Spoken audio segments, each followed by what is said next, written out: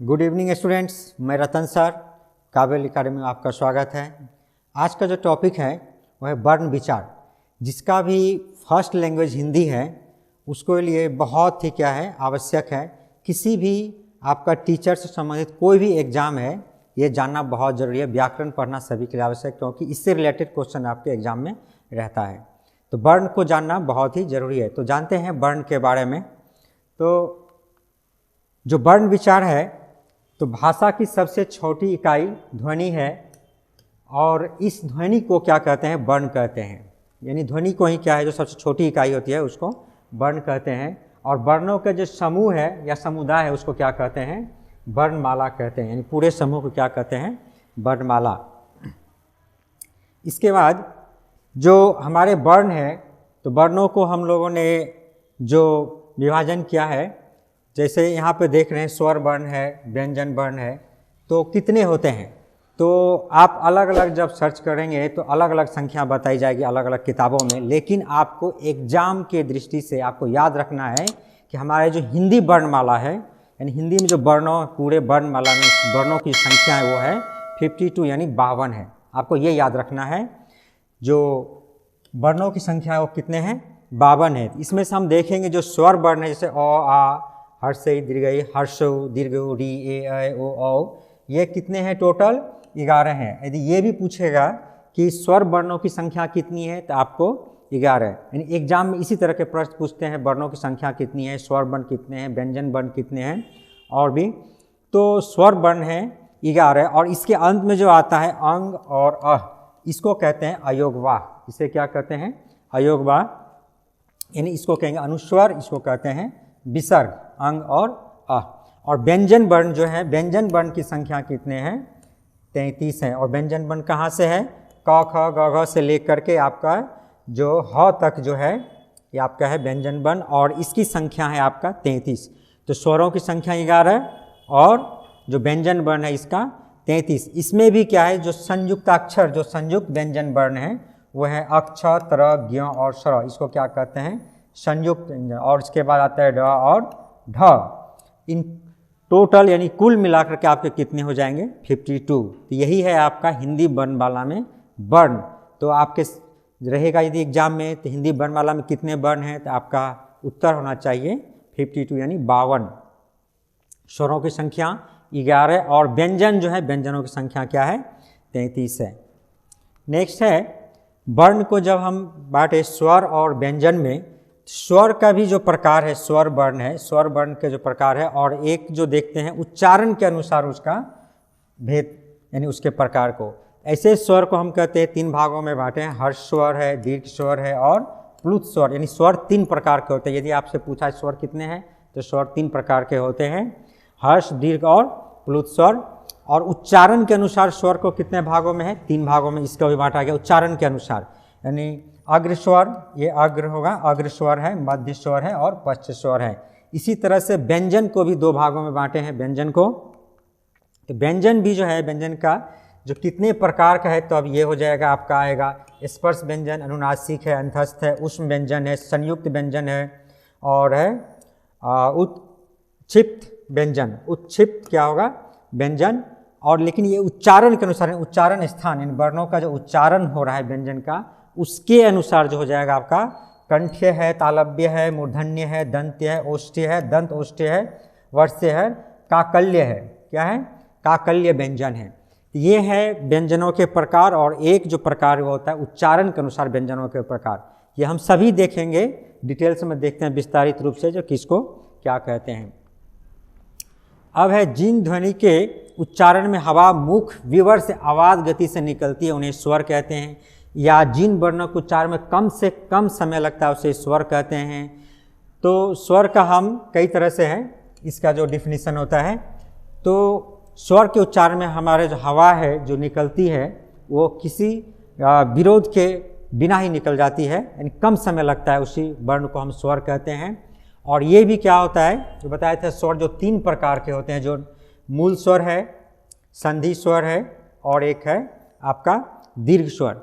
तो इसमें जो मूल स्वर है, मूल स्वर में क्या आएगा? वे स्वर जिनके उच्चारण में कम से कम समय लगता है, अर्थात जिनके उच्चारण में अन्य स्वरों की सहायता नहीं लेनी पड़ती, उसे मूल स्वर कहते हैं। जैसे है मैंने अन्य स्वरों की सहायता के बिना ही बोलते हैं, अ जो हर्षी है, जो हर्षु है और री है, ये आपका आ जाएगा मूल स्वर में। और संधि स्वर में वे स्वर जिनके उच्चारण में मूल स्वरों की सहायता लेनी पड़ती है उसे संधि स्वर कहते हैं। यानी स्वरों जैसे यहाँ पे आप देख सकते हैं, जो संधि स्वर को भी दो भागों में बांटा गया है।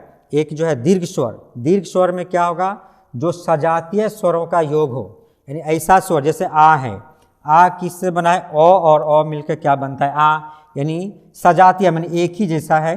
जैसे है बड़ी ई है, छोटी छोटी मिलकर क्या बन गया, बड़ी, यानी हर्षी हर्षी मिलकर क्या बनता है, दीर्घी, हर्षु और हर्षु मिलकर क्या बना, दीर्घु। तो ये आपका क्या हो जाएगा, दीर्घ स्वर, यानी संधि स्वर, यानी दो स्वरों के मिलने से जो एक नया स्वर बना उसे हम संधि स्वर।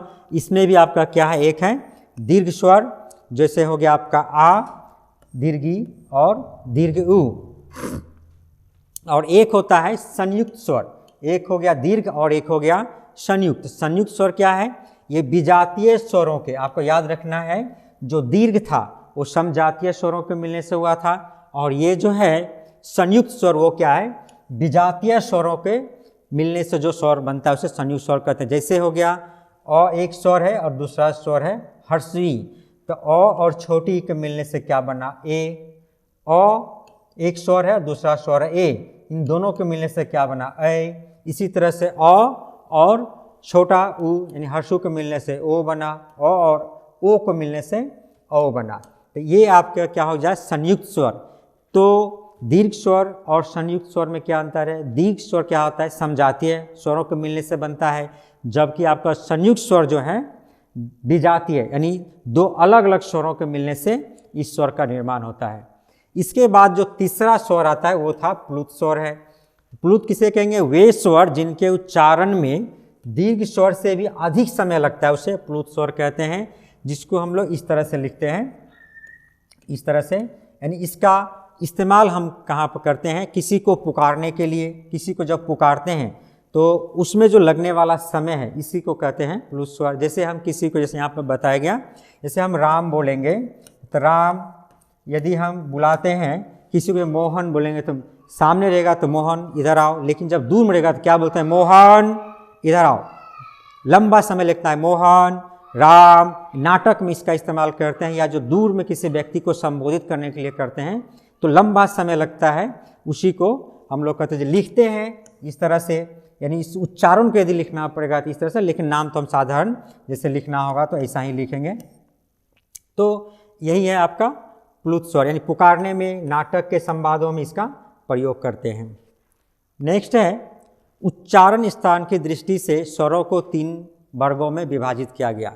वो था स्वर का प्रकार। अब जो है यह उच्चारण स्थान, किस स्वर को हम मुख के किस भाग से उसका उच्चारण करते हैं। तो पहला है अग्रस्वर, अग्रस्वर, मध्य स्वर और पश्च स्वर। अग्रस्वर, अग्र मतलब आगे, यानी जिन स्वरों के उच्चारण में जिह्वा यानी जीभ जो है हमारा, जीभ का अग्र भाग ऊपर उठता है उसे अग्र स्वर कहते हैं। यानी हमारा जो मुख में जीभ है, जीभ का अगला भाग ऊपर उठता है। जैसे हैं यहाँ पे ई, ए, ऐ, इसका क्या होता है, इसे हम अग्र स्वर कहते हैं। ये आपको याद रखना यहाँ से, ये सब क्वेश्चन जो है इस तरह से पूछा था, कौन सा अग्र स्वर है, ये मध्य स्वर है कि नहीं है, इसमें से आप निकालिए पश्च स्वर कौन सा है। इस तरह से आपके एग्जाम में रहता है। मध्य स्वर, जिन स्वरों के उच्चारण में जिह्वा यानी जीभ समान अवस्था में रहती है, यानी जीभ क्या करती है, ज़्यादा हिलती डुलती नहीं है, समान अवस्था में बनी रहती है, उसे हम लोग क्या कहते हैं, मध्य स्वर। जैसे अ, जब हम अ बोलते हैं तो हमारा जीभ ज़्यादा ऊपर नीचे नहीं करता, एकदम समान अवस्था में बने रहते हैं। अ का उच्चारण जब हम लोग करते हैं।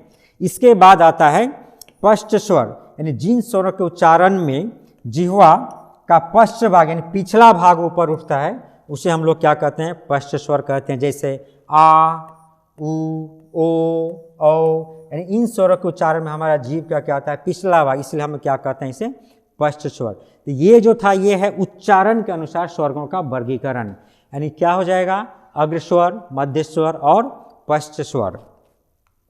नेक्स्ट है व्यंजन। व्यंजन वे ध्वनियाँ जो बिना स्वरों की सहायता लिए उच्चारित नहीं हो सकती, यानी व्यंजन के उच्चारण के लिए स्वरों की सहायता लेनी पड़ती है उस ध्वनि को कहते हैं या उस वर्ण को कहते हैं व्यंजन वर्ण। जैसे क में क्या है, क और अ, कोई भी व्यंजन वर्ण हम लेंगे उसमें क्या आता है, स्वर निहित होता है। तो इसमें क्या होता है, और भी जो स्वरों की अपेक्षा अधिक समय लगता है इसका उच्चारण करने में, क्योंकि ये व्यंजन क्या होता है, स्वरों की सहायता के साथ बोली जाती है, स्वर इसमें सम्मिलित होता है। तो व्यंजन के भी प्रकार है, जैसे स्पर्श व्यंजन है, अनुनासिक व्यंजन है, अंतस्थ व्यंजन और भी है। तो स्पर्श व्यंजन जो है, जिन व्यंजनों के उच्चारण में जिह्वा का कोई ना कोई भाग मुख के किसी न किसी भाग से स्पर्श करता है, किसी न किसी भाग को स्पर्श करता है, तो स्पर्श व्यंजन कहलाते हैं। जैसे क से लेकर के म तक जो 25 व्यंजन हैं वो क्या हैं, आपके स्पर्श व्यंजन में आते हैं। क से लेकर के म तक, जैसे क ख ग घ अंग च छ ज झ य, इस तरह से प फ ब भ म तक को कहते हैं हम लोग स्पर्श व्यंजन। इसके बाद है अनुनासिक व्यंजन, यानी जिन व्यंजनों के उच्चारण में वायु नासिका मार्ग से निकलती है, यानी नाक से होकर के निकलती है, अनुनासिक व्यंजन कहलाते हैं। जैसे है अंग, य, र, न, म, ये क्या है, अनुनासिक हैं। अंतस्थ व्यंजन, जिन व्यंजनों के उच्चारण में मुख बहुत संकुचित हो जाता है, फिर भी वायु स्वरों की भांति बीच से निकल जाती है, उस समय उत्पन्न होने वाली ध्वनि अंतस्थ व्यंजन कहलाती है। और आपको नाम याद रखना है, डिफिनीशन आपसे नहीं पूछा जाएगा, सिर्फ आपको याद रखना है कौन सा व्यंजन किस वर्ग में आता है। तो आपको एकदम याद रखना है अंतस्थ व्यंजन। यहाँ से बहुत सारे क्वेश्चन आते हैं आपके एग्जाम में, य, र, ल, व, ये क्या है, आपके अंतस्थ व्यंजन हैं। अंतस्थ व्यंजन कौन सा है, य, र, ल, व।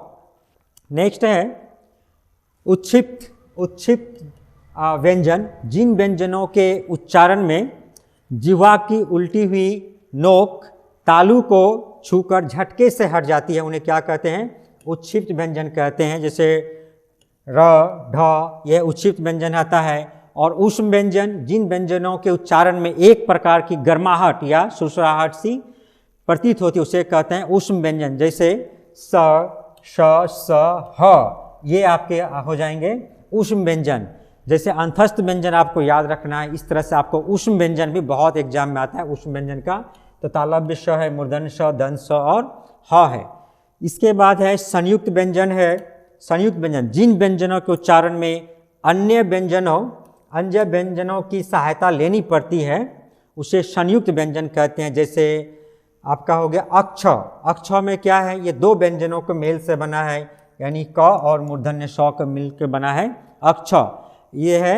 लेकिन पढ़ते क्या है, इसको उच्चारण की दृष्टि से क और छ पढ़ते हैं, क और छ मिलके अक्ष। तो अक्ष हो गया दो चीज को मिल से, क और मूर्धन्य श के मिलने से बना है। लेकिन उच्चारण करेंगे तो जैसे है अक्ष, कक्षा, छ आता है, कक्षा, शिक्षा, क और छ का उच्चारण आता है, लेकिन ये बना है क और मूर्धन्य श से।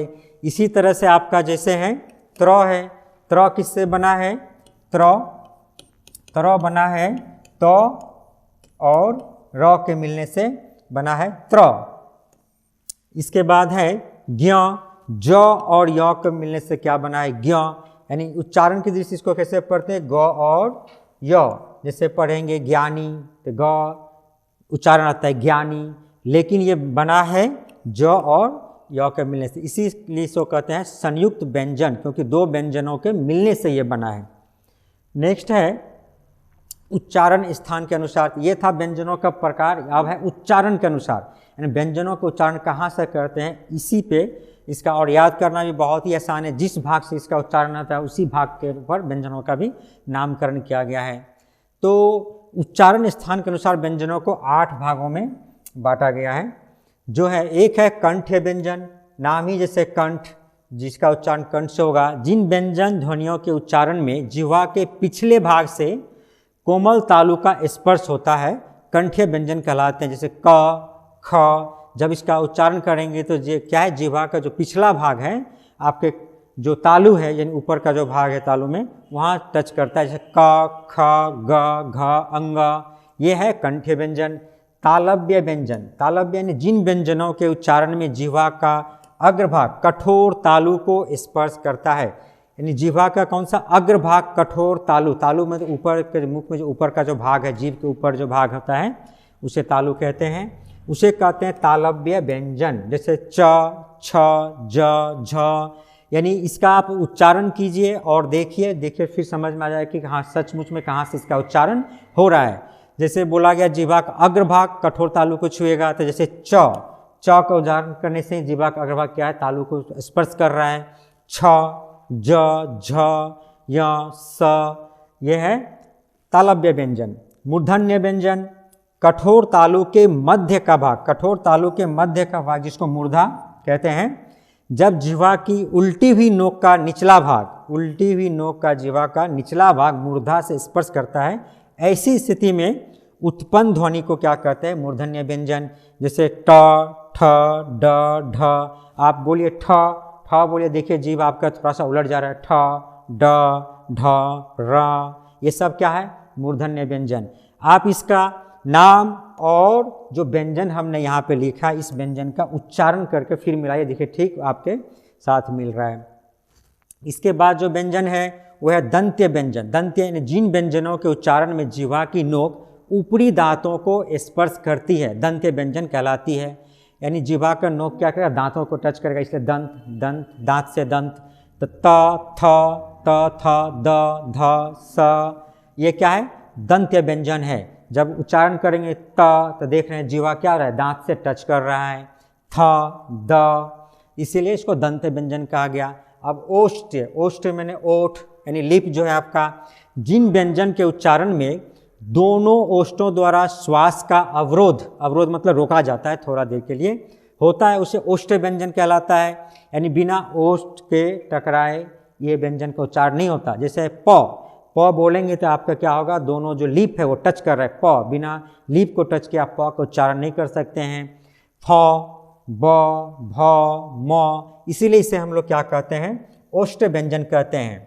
आप भी उच्चारण करके देखिए कि टच हो रहा है कि नहीं, या बिना ओष्ठ का उच्चारण किए हुए, बिना लिप को टच किए हुए प का उच्चारण कीजिए, देखिए हो रहा है कि नहीं, तो नहीं कर पाएंगे। प, फ, ब, भ, म, इन सब के उच्चारण में क्या कर रहा है, आपका लिप जो है, ओष्ठ जो है टच हो रहा है, इसीलिए इसको क्या कहते हैं, ओष्ठ्य व्यंजन। यानी आपके जो श्वास वायु निकल रही है उसको थोड़ा देर के लिए रोकता है। नेक्स्ट है दंत ओष्ठ व्यंजन। दंत मीन्स दांत, ओष्ठ मीन्स ओठ। जिन व्यंजन का उच्चारण में निचला ओष्ठ दांतों को स्पर्श करता है, यानी निचला ओठ क्या करेगा, दांतों को स्पर्श कर, दंत ओष्ठ व्यंजन कहते हैं इसे। व यानी व को उच्चारण करेंगे व, तो जो निचला जो ओठ है वो क्या हो रहा है, दांत की तरफ भींचा चला जाता है, तो व दंत ओष्ठ व्यंजन यानी व कहलाता है। ये क्या है, एक है आपका वर्त्स्य व्यंजन है। वर्त्स्य व्यंजन जिन व्यंजनों के उच्चारण में जिह्वा के ऊपरी मसूरों, जिह्वा के जो ऊपर मसूरा है यानी वर्त्स्य जो है का स्पर्श करता है, वर्त्स्य व्यंजन कला। जैसे न, र, ल, इसका उच्चारण करके देखिए, न, र, ल, इसको कहते हैं वर्त्स्य व्यंजन। काकल्य, काकल्य व्यंजन जिन व्यंजनों के उच्चारण में अंदर से आती हुई श्वास तीव्र वेग से स्वर यंत्र यानी मुख पर संघर्ष उत्पन्न करती है, काकल्य, काकल्य व्यंजन कहलाती है। जैसे ह, तो आपको याद रखना है ये काकल्य व्यंजन एक ही है, वो है ह। क्या है, ह, तो ये आपको याद रखना है काकल्य व्यंजन क्या है। उष्ण व्यंजन ज़्यादातर आता है, अंतस्थ व्यंजन आता है, और एक आपको याद रखना है काकल्य व्यंजन क्या है। इसके बाद है अयोगवाह। अयोगवाह है।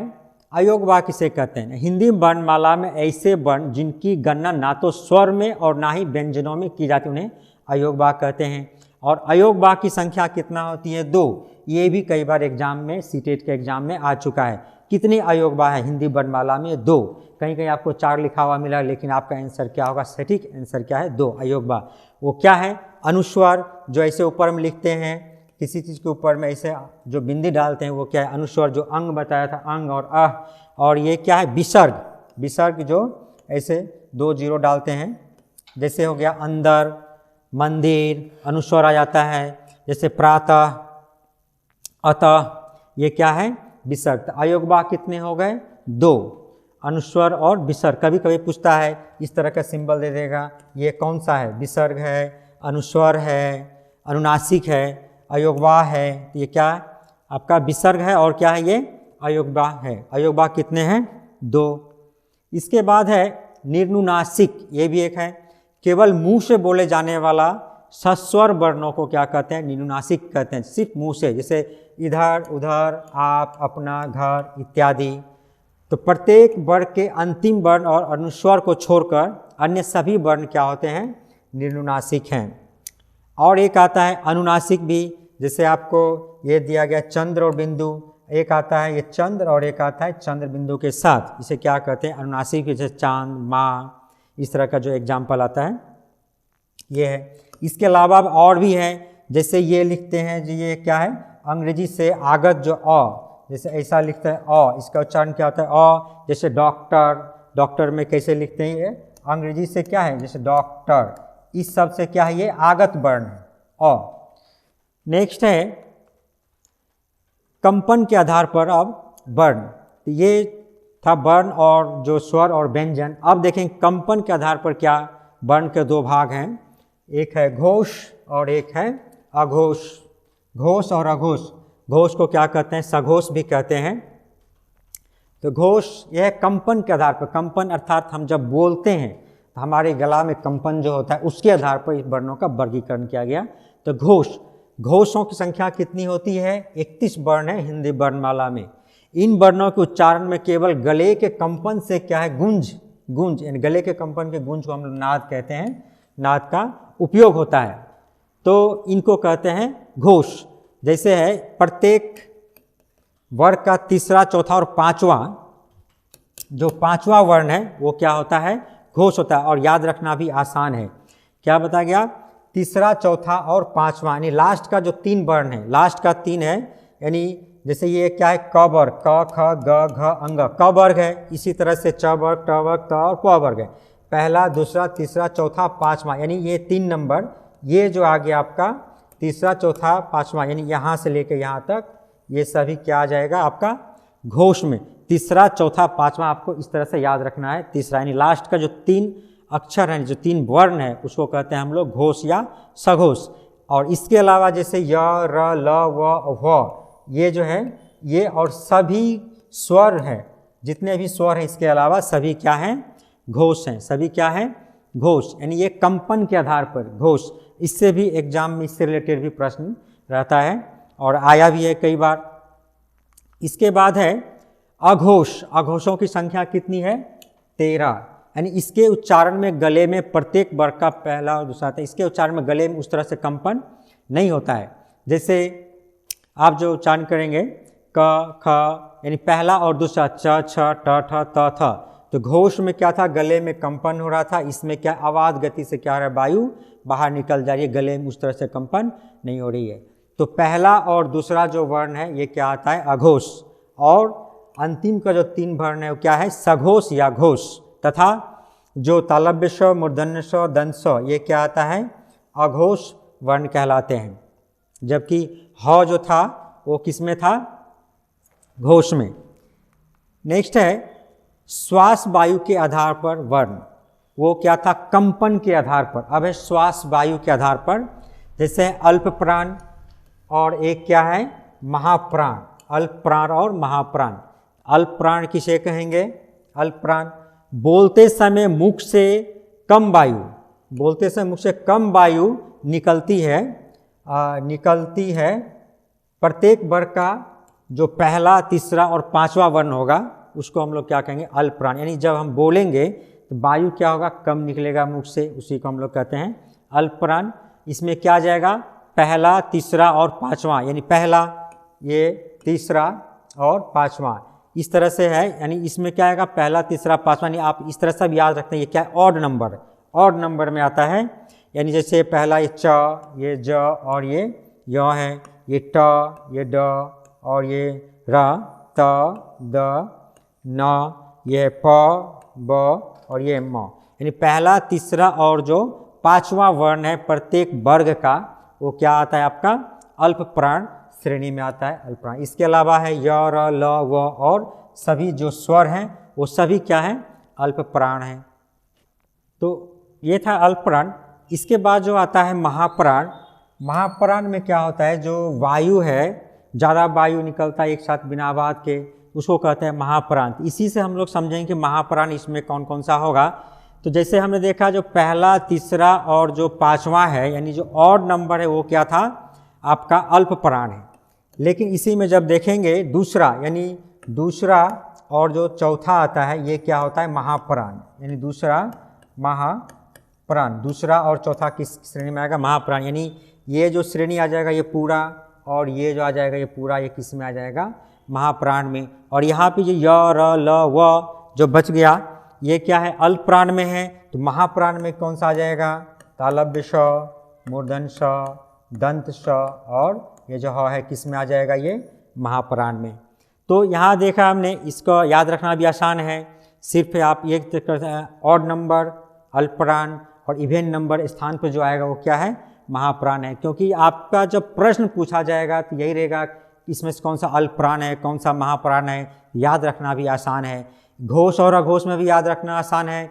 घोष यानी सघोष, अंतिम का 3 वर्ण, और अघोष पहले जो प्रथम का 2 वर्ण, और जो अल्प प्राण है ऑड नंबर यानी 1, 3 और 5वां स्थान जो ग्रहण करता है। और महाप्राण जो है इवेन नंबर यानी दूसरा और तीसरा जो स्थान है, ये दूसरा और चौथा स्थान, दूसरा और चौथा स्थान जो है ये किसका है, महाप्राण का। और इसके अलावा तालव्य स, मूर्धन्य श, दंत स और ह है। और अल्प प्राण में य र ल व ये और सभी स्वर है। इस तरह से ये क्या था, जो श्वास वायु के आधार पर था अल्प प्राण और महाप्राण। आपका प्रश्न रहेगा रिलेटेड यदि रहेगा, जो घोष यानी सघोष भी है और महाप्राण भी है, इस तरह से दिया रहेगा तो आप आराम से कर सकते हैं। कैसे करेंगे, मान लीजिए आपको पूछा गया, जो इस एग्जाम में आया भी है, इस तरह से पूछा गया है, घोष यानी सघोष महाप्राण वर्ण कौन सा है। सघोष और महाप्राण इसमें दोनों जुड़ा हुआ है। तो सघोष आपने देखा कौन सा है, अंतिम का 3 वर्ण। अंतिम का 3 मतलब हो जाएगा 1, 2, 3, 4, 5, यानी 3, 4, 5 नंबर का वर्ण क्या है आपका, सघोष। और जबकि महाप्राण क्या है, दूसरा और चौथा है। तो इसमें कॉमन क्या मिलेगा, या नीचे लिखेंगे महाप्राण का दूसरा और चौथा, यानी चौथा वर्ण जो है ये क्या, आपके ऑप्शन में देखेंगे चौथा वर्ण कौन सा है, जो चौथे नंबर पर आता है वही क्या आ जाएगा, सघोष और महाप्राण। इस तरह से ऊपर नीचे नंबर लिख कर देखें किस श्रेणी में वो आ रहा है और आराम से वो निकाल सकते हैं। तो इस तरह से प्रश्न पूछा जाता है। तो देखते हैं किस तरह का प्रश्न रहता है। जो पहला प्रश्न है देखिए, इसके आधार पर जो वर्ण परिचय इसी के ऊपर है, वर्ण विचार के ऊपर। स्वतंत्र रूप से बोली जाने वाली ध्वनियाँ क्या है, स्वतंत्र रूप से यानी जो किसी की सहायता के बगैर बोली जाती है। स्वर, व्यंजन, वर्ण और अक्षर, बहुत ही आसान है। इसका उत्तर क्या हो जाएगा, इसका उत्तर क्या होगा, स्वर, जो स्वतंत्र रूप से बोली जाने वाली ध्वनियाँ है। जबकि व्यंजन क्या है, स्वरों की सहायता से बोली जाती है। कोई भी व्यंजन है उसमें क्या है, स्वर सम्मिलित है। तो दूसरा जो प्रश्न है, निम्नलिखित में से उच्चारण की दृष्टि से स्थान जिह्वा का अग्र नहीं है। जिह्वा का अग्र नहीं है, इसका मतलब उच्चारण करेंगे जिह्वा के आगे वाला भाग से नहीं है। इसका मतलब सभी आगे वाला भाग से होगा, और एक है जो अग्र नहीं है।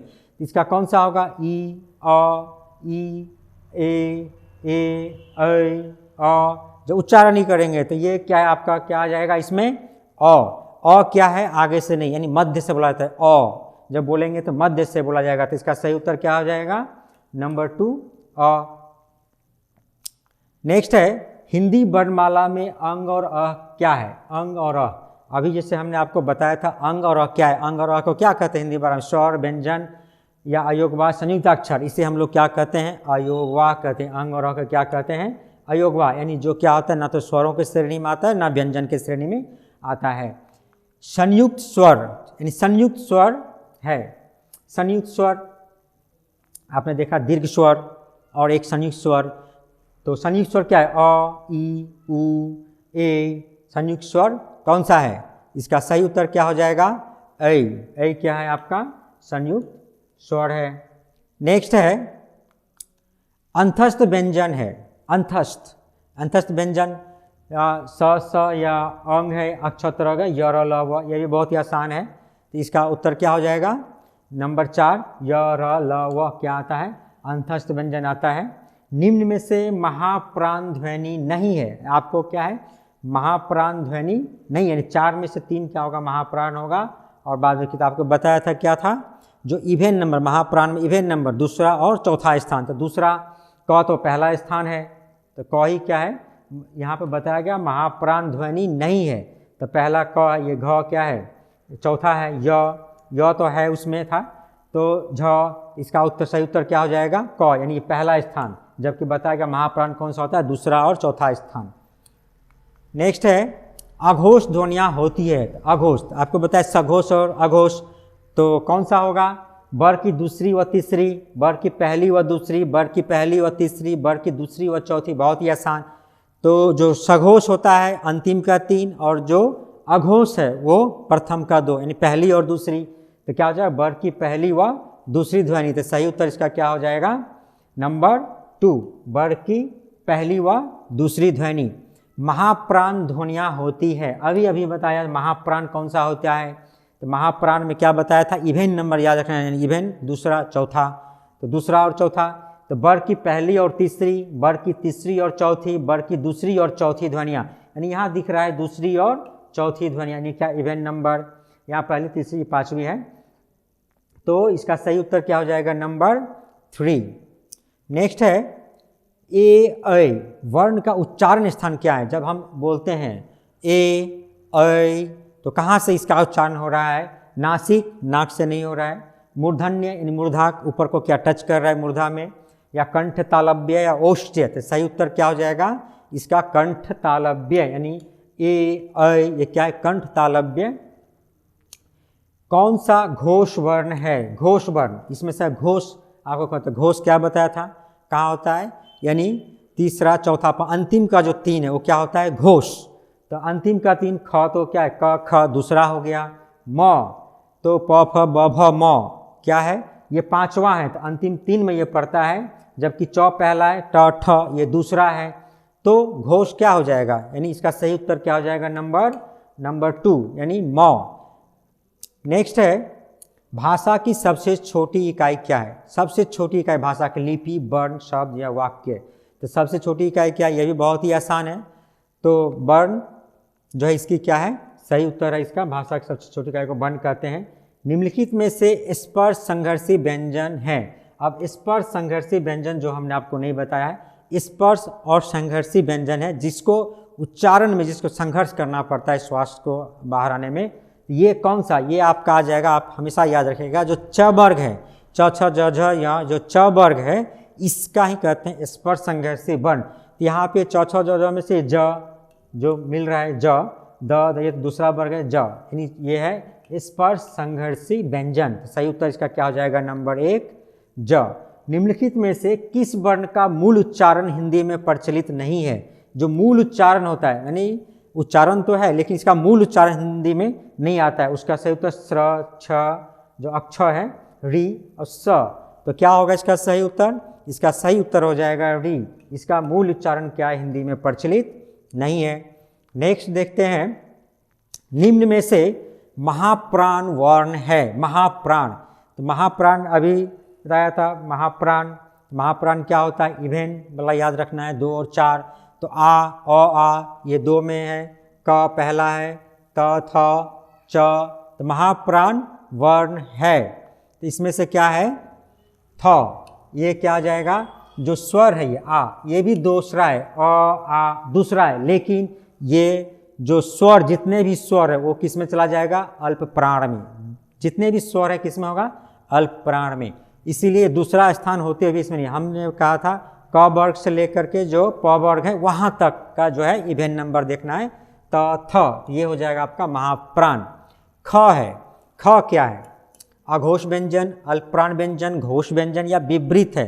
तो क ख, तो घोष अघोष अल्पप्राण, तो हम लोग देखेंगे इसी तरह से। अघोष क्या बताया था, पहला 2 क ख, ये इसमें पड़ता है। अल्पप्राण क्या बताया था, जो अल्पप्राण में ऑड नंबर 1 3, इसमें नहीं है, तो ये तो पहला ही मिल गया। तो इसका सही उत्तर क्या हो जाएगा, पहला ये अघोष व्यंजन है। इसके बाद है ऊष्म महाप्राण वर्ण है। ऊष्म महाप्राण, जो ऊष्म भी होगा और महाप्राण भी होगा। तो इसमें ऊष्म व्यंजन कौन सा है, ऊष्म व्यंजन पहले वो खोजना है, ऊष्म व्यंजन कौन सा, और महाप्राण। महाप्राण के लिए जैसे सिस्टम हमने बताया था आपको, इवन नंबर देखना है, दूसरा और चौथा। तो दूसरा चौथा में जैसे ये तो दूसरा में पढ़ रहा है, ये पहला नहीं होगा, ट ये पहला नहीं होगा, और उसके बाद जो था ये है, तो ये महाप्राण में पढ़ रहा है, लेकिन ऊष्म भी खोजना है आपको, मैच करना है। तो ये ऊष्म के श्रेणी में ये आता है। तो सही उत्तर इसका क्या हो जाएगा? नंबर 4 इसका सही उत्तर होगा, जो ऊष्म भी है और महाप्राण भी है, दोनों ध्वनियाँ हैं। ज्ञ को वर्णमाला में माना जाता है। ज्ञ ज्ञ जैसे अभी बताया आपको, ज्ञ किससे मिलकर बना है? ज, हल और य से मिलकर के ज्ञ बना है। उसका उच्चारण होता है ग और य का उच्चारण, ज्ञ। ये कैसा है? संयुक्त व्यंजन, स्वर संधि, अनुस्वर और व्यंजन है। तो ये क्या हो जाएगा? संयुक्त व्यंजन। क्या हो जाएगा ये? संयुक्त व्यंजन। इसका सही उत्तर क्या हो जाएगा? नंबर 1 संयुक्त व्यंजन। निम्न में से कौन सा वर्ण स्पर्श संघर्षी है? स्पर्श संघर्षी थोड़ा देर पहले मैं आपको बताया कि स्पर्श संघर्षी किसको कहेंगे? च वर्ग के वर्णों को क्या कहते हैं? स्पर्श संघर्षी वर्ण कहते हैं। तो च वर्ग में क्या आता है? झ, च, छ, ज, झ। च वर्ग में है, तो इसका सही उत्तर यही है, ट, स, ह। ये च वर्ग में नहीं आता है, तो इसका सही उत्तर क्या है? झ। निम्नलिखित में से सघोष ध्वनि कौन सी है? सघोष। सघोष के लिए क्या बताया था? घोष को ही सघोष कहते हैं, घोष, अघोष, यानी सघोष। सघोष के लिए क्या था? अंतिम 3 वर्ण सघोष है, तो अंतिम 3। तो त पहला हो गया, ये तब सघोष में नहीं आएगा। त, थ, द ये है, द, ध ये चौथा, तो ये तीसरा और चौथा है, अंतिम 3 वर्ण। प पहला है, क भी पहला है, तो ये भी नहीं होगा, ये भी नहीं होगा। तो सही उत्तर क्या होगा? नंबर 2, यानी ये द और ध क्या है? सघोष ध्वनि। इसके बाद है अयोगवाह कहा जाता है। अयोगवाह किसे कहते हैं? यानी इसमें से बताया गया, जैसे विसर्ग है, महाप्राण, संयुक्त व्यंजन, अल्पप्राण। अयोगवाह में हम बताया कितने होते हैं? नंबर 2। अनुस्वर और विसर्ग, यानी अनुस्वर और 2 बिंदी जो देते हैं विसर्ग, तो उसको कहते हैं। तो यहाँ पे सही उत्तर क्या हो जाएगा? विसर्ग, यानी विसर्ग को अयोगवाह कहा जाता है। तो किस तरह से देखा, बहुत सारे बच्चे ये नहीं समझ पाते हैं कि घोष सघोष क्या है, अल्पप्राण महाप्राण क्या है, जब उसको जोड़ देते हैं। तो आज का जो हमारा, यदि आप ये जो देख रहे हैं, तो बहुत ही आसानी से आप जो जॉइंट क्या हुआ जो क्वेश्चन रहेगा या जो आपको मैच करना होता है, बहुत ही आसानी से आप कर सकते हैं। यानी घोष महाप्राण बोल दिया या अघोष महाप्राण बोला, घोष अल्पप्राण बोला या अघोष अल्पप्राण, जैसे ऊष्म था मिला हुआ। तो इस तरह से किसी भी तरह का मिक्स करके देगा तो वही याद रखेंगे, जो पहला 2, अंतिम का 3, ऑड नंबर, इवन नंबर वाला वर्ण। तो आप आराम से क्या कर सकते हैं, उसको इमेजिन करेंगे, क्वेश्चन का आंसर बहुत ही जल्दी आप दे सकते हैं। और ये जो है वर्ण विचार, ये आपका सीटेट का एग्जाम हो, पीआरटी का एग्जाम हो, अपर प्राइमरी जो वेस्ट बंगाल का इसका एग्जाम हो, या प्राइमरी टेट का एग्जाम हो, या कोई भी है, यदि हिंदी आपका पहला लैंग्वेज है तो आपके लिए ये बहुत ही ज़रूरी है, क्योंकि कहीं से न कहीं प्रश्न क्या है पूछ देता है। तो आपको यदि हमारा यह वीडियो पसंद आए तो आप हमारे वीडियो को लाइक करें, हमारे वीडियो को इसको शेयर करें और सब्सक्राइब करें हमारे चैनल को। हमारे चैनल पर जिस तरह देख रहे हैं, हमारा चैनल है इस तरह से आपका काबिल एकेडमी। तो आशा करता हूँ आपको बहुत अच्छा लगा होगा। इस तरह का वीडियो देखने के लिए हमारे साथ बने रहें। धन्यवाद।